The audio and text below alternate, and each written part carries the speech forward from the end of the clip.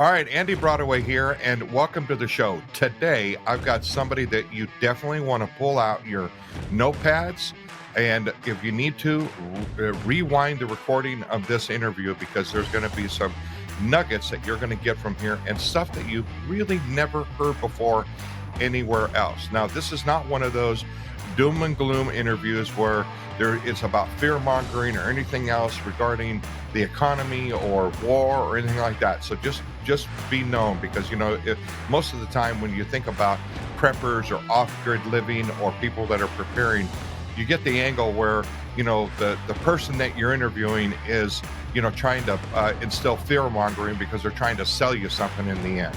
This is not one of those interviews. This is one of these interviews where you're going to get great information from the expert. So welcome to the show, Jim Whalen.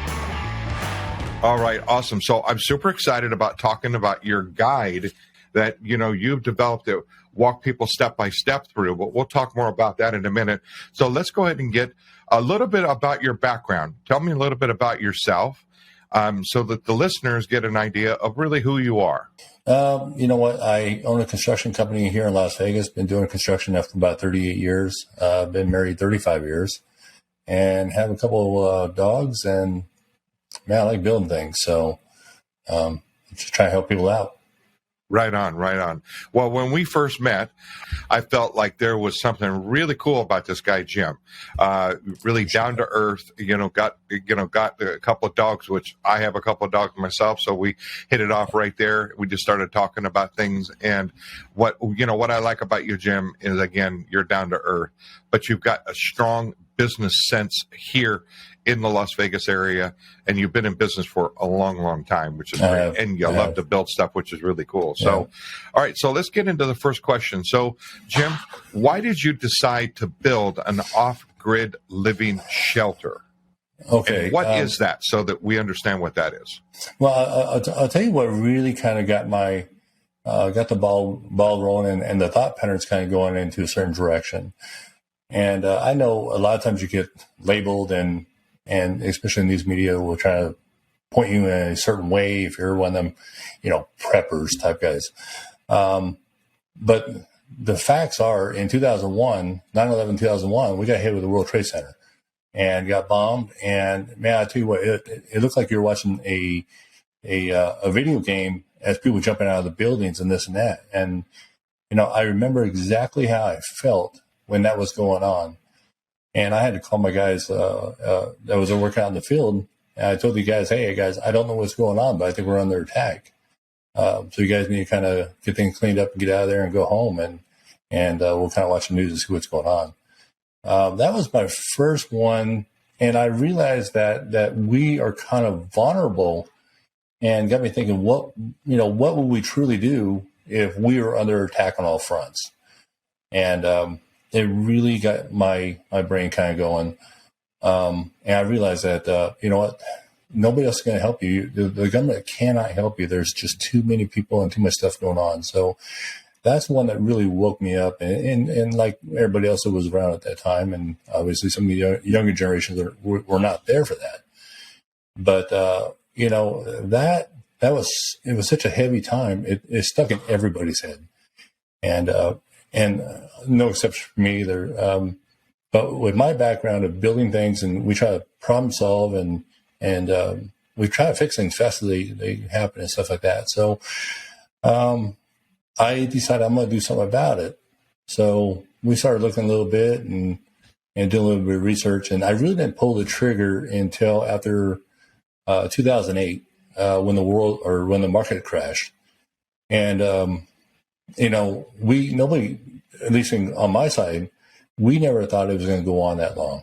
We thought it was going to be a short little, market crash type thing, and it wasn't go on for just a couple of years or whatever. It went on much longer than that. The bad part about that is a lot of people lost everything they've ever worked for, and the retirement, their homes, everything. And you look at the homeless now, and it's just, man, it's heartbreaking. And it's just. And that's the one that really put the nail in the coffin for me.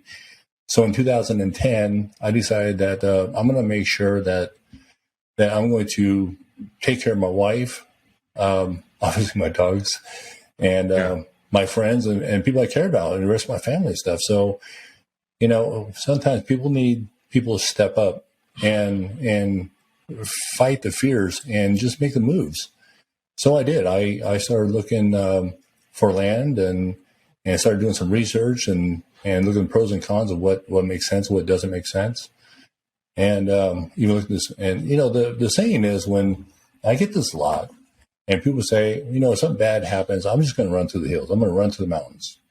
And I'm going, you and everybody else, right? So what's the resources? Everybody, you got 20 people going after a deer. Come on, that's not going to happen. And then the other thought pattern behind that is if you head to the mountains, well, back then we were having a lot of mountain fires with the droughts that we were having, this and that. So there's a lot of mountains that would catch on fire. And so the mountain was not the right decision for at least from my thought pattern to go to. Also with the snow and can you get up there? And, is your wind and solar system going to work good with all the trees? And is the water up there? If there's no water, what's going to cause to put well in? So you start going through these thought patterns. And it just didn't make a lot of sense to head to the mountains. And then I started looking at history, which I love history. But I started looking at history, and the farmers have always gone to flatland, always. Right? So the farmer's always on the flatland. So, but there's some pros and cons of that, but there's a lot of pros to it. So we elected to go to flatland. We did check out the flood zones. We'll make sure we're not going to go to someplace going to be a big lake. So we did a little bit of research on that. And the drainage is fantastic. There's a lot of farms out where we are. So we knew the soil was going to be good enough to actually work with. They've been doing it.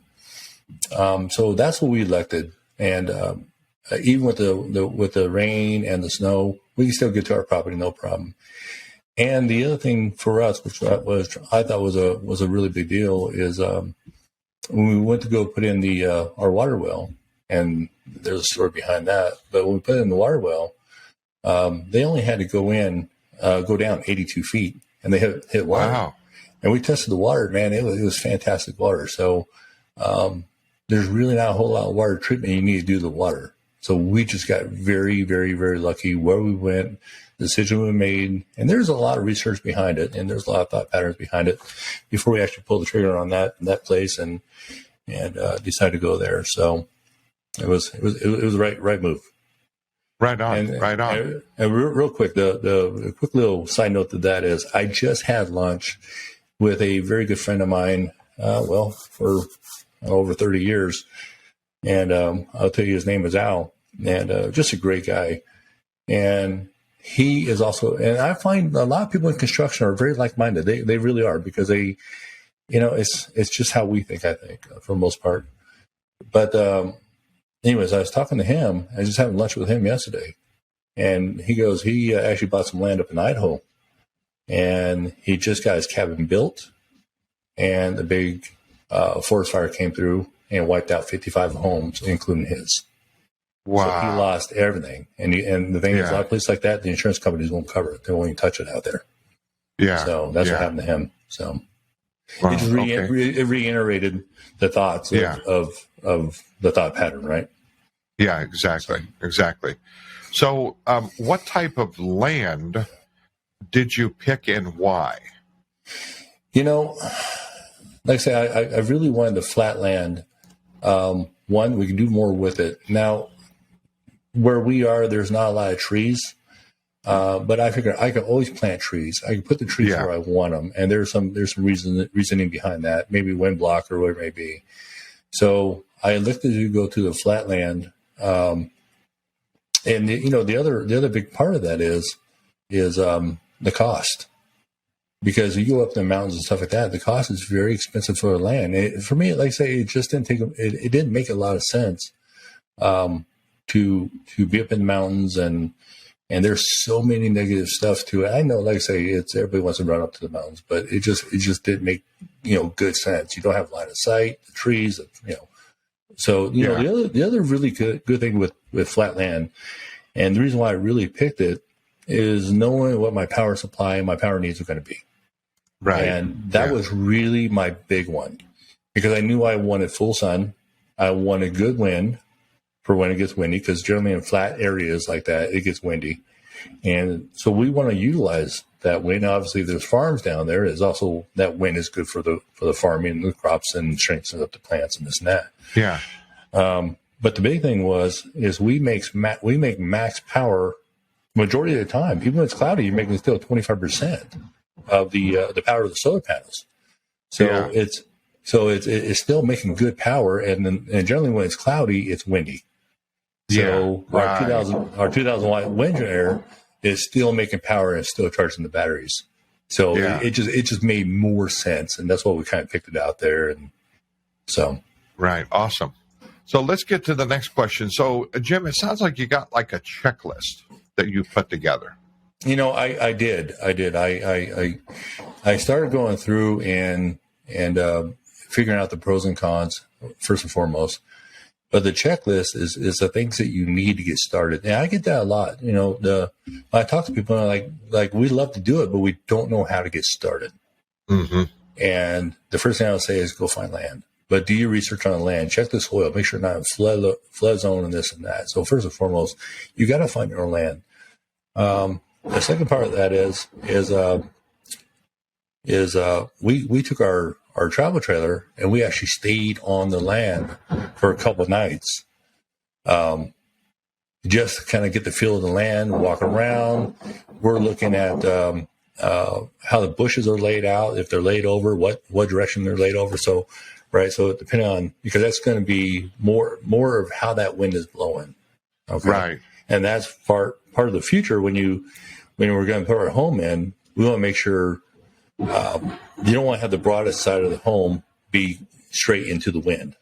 Right. So we kind of think about it, depending on what type of home you're going to build, but for most part, you don't want to have big mass of wind that's trying to shove in your front door, basically.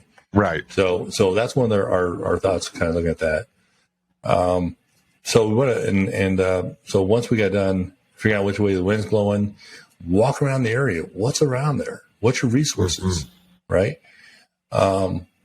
Are there a lot of rabbits out there? Are there, in my case, coyotes? Yeah. Are there deer? In my case, yes, there's deer. We have pronghorn deer out there. Right. So it just reiterated, and like I say, just walk around, take a look at the prints in the ground, and and kind of do your own homework. But it's gonna speak a lot, especially when you wake up in the morning, first thing and the first light, and you get out there, get walking around. Well, you know what? You'll see the rabbits out there. You'll see the chipmunks. You'll see all the stuff out there. Where if you just go out there for a couple hours to hang out, you're not going to see it. You're not. So you really want to spend a little time out there. Yeah. So that's where your checklist. That's where your checklist is going to come in handy, which is great. Yeah, it does. Yeah. Cool. All right. So what's the next step for you, Jim? What's on the horizon? Sounds like you've already built your property out. You've got a fully 100% off the grid environment, that you've set up. And it sounds like you actually got construction going on in your office right now, which is actually kind of goes along with what we're doing here. So you're just the construction people are building. They're out there working on the project. Tell me about what's the next step for you. You know what? Let me say first and foremost, our home up there works fantastic. So we have central air, central heat, washer, dryer, 220 dryer, 30 amp. Our power system out there works just fantastic. I've had that power system, the very one that's out there right now, for 5 years. And we have not had one little hiccup with it. It has just been fantastic. And knowing that, where the power system is, and the thing is, you keep on adding to your power system as you're growing, add more buildings and this and that. Mm-hmm. You can keep on adding more batteries. You could add another inverter, tie it in that inverter, double up that power. You could, add more batteries, add another wind generator. You could keep on adding it. So our case, we actually built a bar that you actually get out and walk into. So we have a bar. We're now building a 500 square foot gym out there right now. On. The other thing is for us, it's not just, the worst case scenario place to go. Okay. We built this thing for all of us guys, and because a lot of times people just want to get away, Yeah. The one thing is, especially if you're running your own company and business, whatever it may be, there's a lot of stress involved in it, as well as a lot of other stuff. But sometimes people just need to kind of get away. Right. And a lot of times that's what I use it for. If I get stressed out at work and things are not going right, and which happens, often, you can just get in your truck and leave and just go up and hang out. It's fantastic. Kind of reset, get back to nature a little bit. Mm-hmm. It'll do you a world of good. It really does. Yeah. So, Jim, when did you decide to put in wind and solar, and what made you calculate exactly how that's done? You know what? I started doing a lot of research, and there's some stuff on YouTube that was pretty good, but a lot of it is just because back when I was doing the same, you didn't have kits that you could buy. You could buy kits now, but back when I was doing all this research and all this stuff, there was no kits to buy, so you have to kind of make this stuff up as you go. Now, I did start off where I thought I needed to be, which is a small unit, is a 12-volt battery type thing, a smaller inverter. And I'm going, okay, it'll turn the lights on. You have a coffee pot going in the morning. That's all you need. And then we did that, and we used a lead-based battery, and it was a horrible decision. It just wasted time and money. It was a horrible. I shouldn't have never done it because it just wasted a lot of money. Then I turn around and I'm going, okay, so that doesn't either. We kept running out of power, lights, whatever it may be. But so I decided to go ahead and do some more research. And I ended up coming up to a 12,000 watt inverter. It's a very good inverter, and it's a 48 volt system. So, and then I started doing some research on the batteries because there's more and more batteries coming out, and battery technology even right now is really growing. There's a lot of positive stuff on that.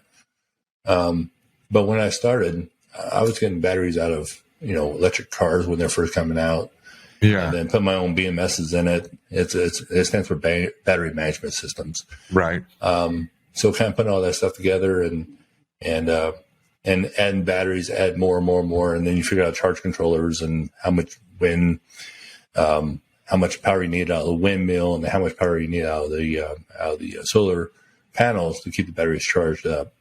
And the one thing I did discover, for myself, I discovered this just going through it, and that maybe and that's the big thing within the book I'm trying to prevent is for people to make the same mistakes I did. Mm-hmm. Because I wasted a lot of time, money, effort. There's a lot of frustrations, and because there's a lot of stuff I just didn't know. That was one of the biggest things is really getting the power situated, and I kept on adding more batteries. Yeah. Because here's the thing, you would start utilizing your power and going, look, if I leave the room, I'm turning the light off. You don't leave your lights on.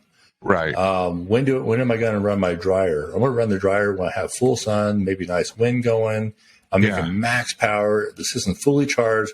That's a great time to utilize that power and do all your laundry and stuff like that. So you don't deplete the system and run it down. And now you're playing catch up with it, especially if the night's coming, right? Right. So you do have to think about your power usage and needs and timing of things, right? Yeah. So, you learn all that stuff. And then, again, like I say, the big thing is it's not like in the cities where you just leave your lights on. You can just leave these things running and it's not a big deal. You become very, very, very conscious of your power and what you're doing to your power. Right. Exactly. So that's a big one. Yeah. Well, I guess that's why people would turn to someone like yourself, because you're the expert. What's that saying? Follow someone through a minefield, follow their steps through a minefield, right? I'm not sure if I got that right, but you want to definitely put your foot in their footsteps, and having someone like you that we can reach out to, that we could potentially hire to say, hey, help us on this project, because I don't want to go to YouTube. I don't want to go do this. I don't want to experiment on it. I want to be serious. I want to put this together. And this is someone that we can turn to and say, Jim, I want this, this, and this. And then you come in and go, yeah, well, I could build you this. I could put this together. And then you're the expert in there, because we all become experts because we've done it already and we've made the mistakes. That's what an expert is. An expert is someone that has went through, made the mistakes, and then come out with something at the end, right? So, Jim, you're the expert. So I appreciate us being able to lean on you to say, yeah, let me hire Jim to come in as a consultant to help me build out my property, help me, consult me on what kind of land that I want to do, what the solar and wind power, what should I do? How far do I need to go down and drill? That's what I'm gathering through this conversation with you, is Jim is really the expert in this. So let's talk about water for a minute. So what about water? Obviously, we cannot live without water. You already talked about on your property, you went down 82 feet or 88 feet and was able to get water right away. Mm-hmm. That's something that is high priority on the list of getting property, correct? It is. It is. I mean, first and foremost, nothing else moves, nothing else lives without water. It is everything. You can make all the power, you do anything you want, but man, if you don't have water, nothing else works, right? And right. You can't live there. So, we started off, and I'll say it this way, there's a lot of things that I thought were the right moves in the right directions and this and that. And come to find out as you get through the year, it's not the right moves and it's not the right direction. And I'll say it this way. We turned around, we bought a 1,100 gallon water tank, a plastic water tank. Okay. We put that thing 18 feet up in the air because we're thinking about the water gravity, what have water pressure and this and that. So we went ahead and did that. And we thought that was the right move to have a lot of the water storage out there. At that point in time, we didn't have the well in. Okay. Yeah. Out there where I am, getting the well in is a process. So you need to take a look at the codes out there, wherever you decide you're going to set up off grid. But you need to take a look at the codes, what the requirements are to get water. Do you have to buy the water rights? Do you have to qualify in order to get a water well put in? And that took a long time. Within that time, we didn't want to stop building. We're pretty confident that we're going to get the water in there. We were not in a drought at this point in time. So we're pretty confident that they're going to let us have the water. And we ended up getting a 1.5 acre feet of water where we went. But anyways, so I put this 1,100 gallon water tank up in the air, and I thought it was the right move. And well, you know what? I didn't think about treating that water tank in the summertime with algae, right? Right. And also did not think about that water freezing in winter. It gets very cold out there, right? Yeah. And now without water, now on top of that, I got dirty water that's algae the whole 9 yards. Boy, that's a bad decision. So what we end up doing, we pulled the water tank down. Well, in the meantime, the ravens end up making a home and nest underneath it. Yeah. So we didn't want to necessarily take that away from them. So we went ahead and drained it. We moved it somewhere else. They made their nest back in it again. I just wanted it out of the location where it was. And we ended up building another room just for the water storage. Someplace we could change the water. It's enclosed. It's insulated. So we could add the stuff to the water to preserve it. We want the sunlight off of it so it doesn't grow algae. And also where it doesn't freeze. So we did that, and that solved that problem for the temporarily until we finally got the water went in. Yeah, right on. So do you have any regrets, or would you do something different? If there was anything out there, and I'll say it this way. In my book, one thing I try to do in my book, I try to cover everything that I was struggling with, the stuff I just didn't know. And if I would have had someplace to just get the information from, but there was nothing out there that would have pertained to what I was trying to do. I would not have started off with a 12-volt power system that was wasting time, money, and effort, and this and that. It's just a waste. Yeah. And there's a lot of mistakes I made. A lot, and we got them corrected and we got it figured out and we really got it dialed in. And that's what we put in the book. So a lot of people, they just don't make the same mistakes that I did. Yeah. Like say, I just made so many mistakes, but we kept track of everything. We understood it and kept track of it. And I kept writing things down as I went to make sure if I ever need to do it again and this and that. So anyways, all that stuff is in the book. So right on. That's where that came from. All right. So as we wrap this up, I got a couple of follow-up questions for you. And then I'm going to ask you, where could we find your book? But it sounds like a lot of things are coming from like the mindset. So during this interview, and as I started off by the interview saying that this interview wasn't really about fear mongering or telling them, hey, go do this or, blah, blah, blah, blah. It's more about the mindset of how someone preps, right? So you come across very level-minded, right? Mm-hmm. And you come across an approach of saying, okay, this is how we did it. This is why we did it. And we did it for a couple of purposes. We've got this secondary property. We can go to relax and recuperate and regenerate ourselves.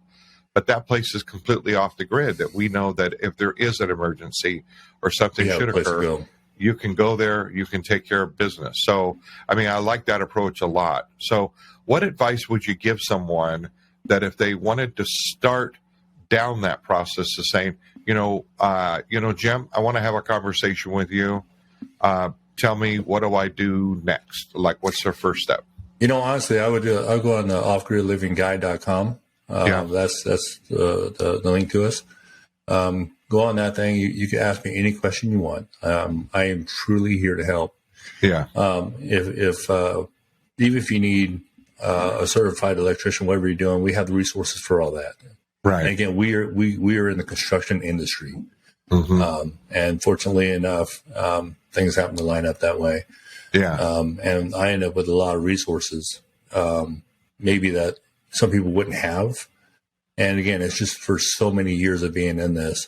But yeah, go on offgridlivingguide.com and hit me up, and I'll be glad to answer any questions you have. And let me just say one more thing. In 2019 and 2020, when the coronavirus hit, man, as they were locking everything down and people started losing everything, and the fear that everybody was having, it makes you realize in between the 2001, the 2008, and 2019 coronavirus that hit, and they started locking things down in 2020. With all these things, is for me at least, my thoughts are, I would rather be prepared than not. Yeah. Than not. There's a peace of mind behind it where it's not 100% foolproof. It's just not. And nothing is, but it changes your odds. Right. So if you could turn around and put the odds in your favor and go, look, if this thing happens again, maybe it's something even much more serious. Yeah. You know what? We need to get out of here. We got to get out of the cities. We don't be around. We don't be around other people. And people get dangerous or get desperate. They get very, very dangerous. Right. Right. And that's one thing that we have also give a lot of thought about also. So yeah, right on. Well, I appreciate the advice, and the website again was offgridlivingguide.com. So correct. Go there, pick up a copy of your book. You can go, there'll be a link on there. I'm pretty sure on the website there's a link to go purchase it on Amazon. But on the website there's a button you can press to fill out a form to get to you and ask you questions. And I know that you've been super helpful when I've asked questions. Thanks. And so I appreciate that. And thanks a lot for being on the show today. Well, thanks for having us, and thanks for watching. I appreciate that.